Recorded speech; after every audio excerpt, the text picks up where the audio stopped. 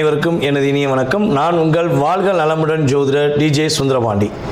தற்போது நம்ம என்ன விஷயம் பார்க்க போகிறோம் அப்படின்னா, இந்த 2026ஆம் ஆண்டு ஜூன் மாதத்தில் 6ஆம் தேதியில் மிதுன ராசியில் இருக்கிற குரு பகவான் கடக ராசிக்குள்ளே நுழைந்து என்னென்ன மாற்றங்களை உங்களுக்கு தரப்போகிறார்.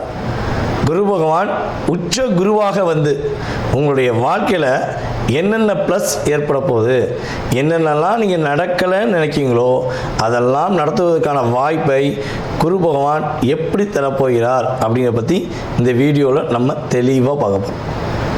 அதாவது இது பார்த்திங்கன்னா பொது பலன், ஓகேவா? கோச்சார கிரகங்களுடைய அடிப்படையில் நம்முடைய குரு பகவானுடைய பயிற்சியை வைத்து நம்ம பேசுகிறோம். குரு பகவான் என்பவர் பார்த்திங்கன்னா கிட்டத்தட்ட ஒரு வருடத்துக்கு ஒருக்க ஒரு ராசியிலேருந்து இன்னொரு ராசி கடந்து போவார். சில நேரங்களில் அதிசாரமாக முன்னாடி போவார், வக்கிரமாக பின்னோக்கி வருவார். ஸோ அதெல்லாம் ஓகே.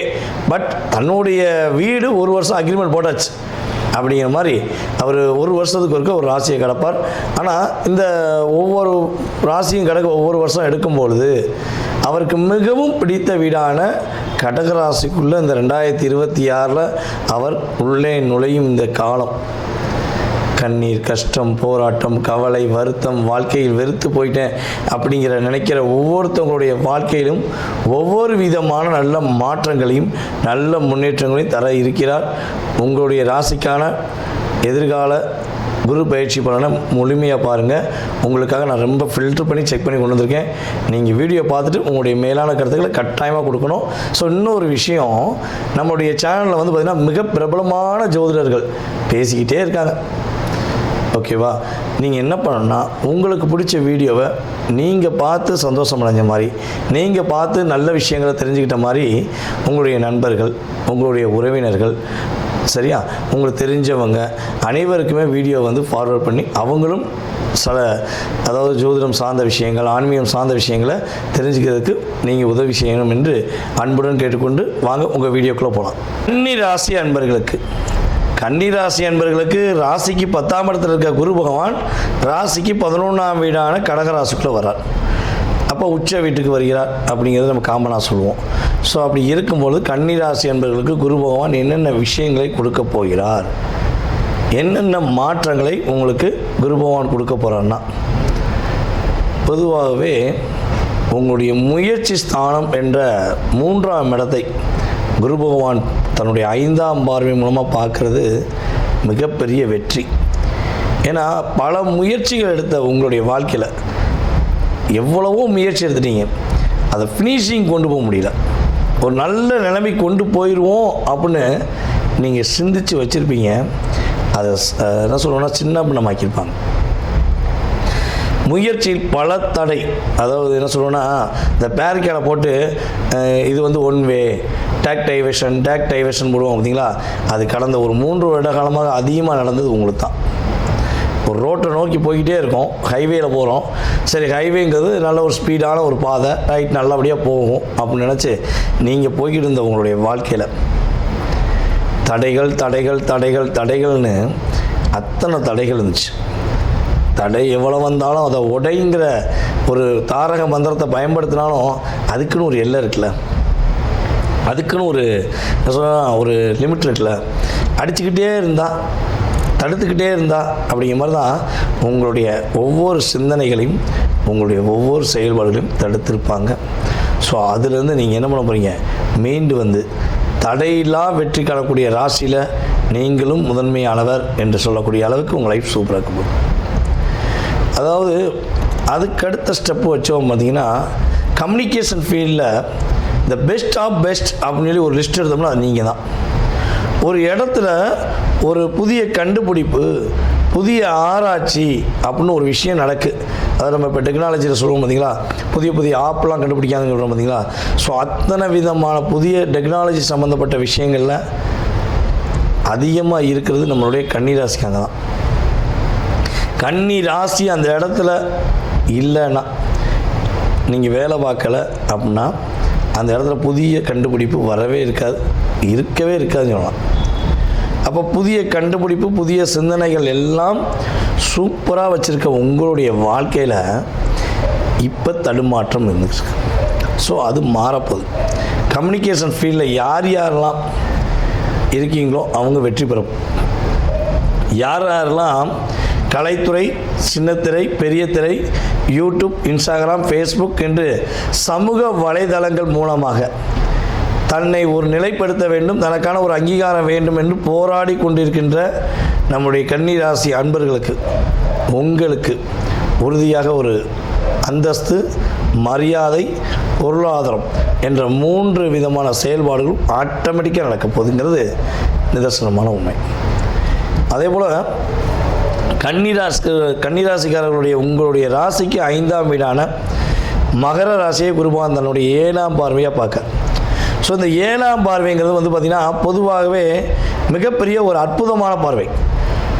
ஓகேவா? அந்த உங்களுடைய ராசிக்கு 5ஆம் வீட்டை குரு பகவான் பார்ப்பதனால ஆட்டோமேட்டிக்காக கன்னிராசி அன்பர்களை யார் யாரெல்லாம் தன்னுடைய சிந்தனைகள் செயல்பட மாட்டேங்க, தன்னுடைய சிந்தனைகளில் பலவிதமான பிரச்சனைகள் இருக்குது, குழப்பம் இருக்குது, நான் யோசிக்கிறத என்னால் நடத்த முடியல அப்படிங்கிற வருத்தத்தில் இருக்கீங்களோ, உங்களுடைய வருத்தங்கள் எல்லாம் அப்படியே என்னென்னா இந்த ஒரு பென்சிலில் எழுதிட்டு ரப்பரை வச்சு அழிப்போம், அதே போல் வந்து பெரிய போர்டில் எழுதிட்டு பலவனையும் எரேசரை வச்சு அழிப்போம் பார்த்தீங்களா, அதே மாதிரி அதெல்லாம் அழிக்கப்பட்டு உங்களுடைய சிந்தனைகள் செயல்படக்கூடிய அற்புதமான தருணம். காதல் சம்பந்தப்பட்ட விஷயங்களில் பல போராட்டங்கள், பல சிக்கல்கள், பல ஏமாற்றங்கள், பல துரோகங்களை சகித்து கொண்டு சந்தித்து கொண்டிருக்கக்கூடிய கன்னி ராசி என்பவர்களுக்கு காதலில் வெற்றி என்பது இனிமே தான் உண்டு.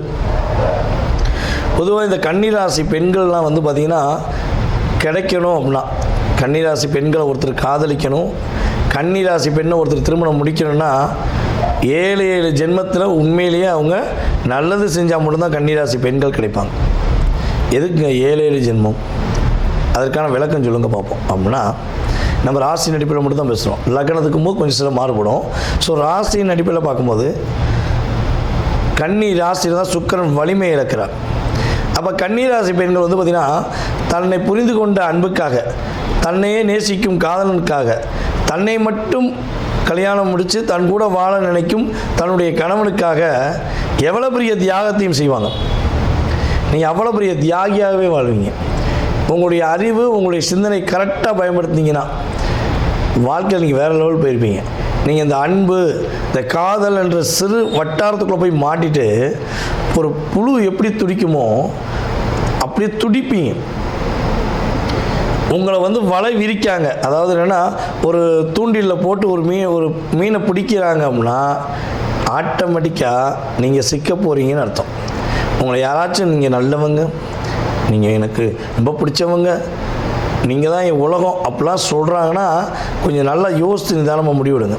உங்களுடைய சொல்லணுன்னா 7ஆம் அறிவை உபயோகப்படுத்துங்கன்னு சொல்லுவேன். நான் அவசரப்படக்கூடாது, உண்மை நம்பிடக்கூடாது. ஏன்னா உங்களை இத்தனை நாட்களாக பல கன்னிராசி என்பவர்களுக்கு, பெண்களுக்கு ஏமாற்றம் காதல் மூலமாகவும் கல்யாணத்து மூலமாக தான் நிறையா நடந்திருக்கு. ஸோ அதனால் கொஞ்சம் நிதானமாக கவனமாக யோசித்து முடிவெடுக்கணும். ஓகேவா?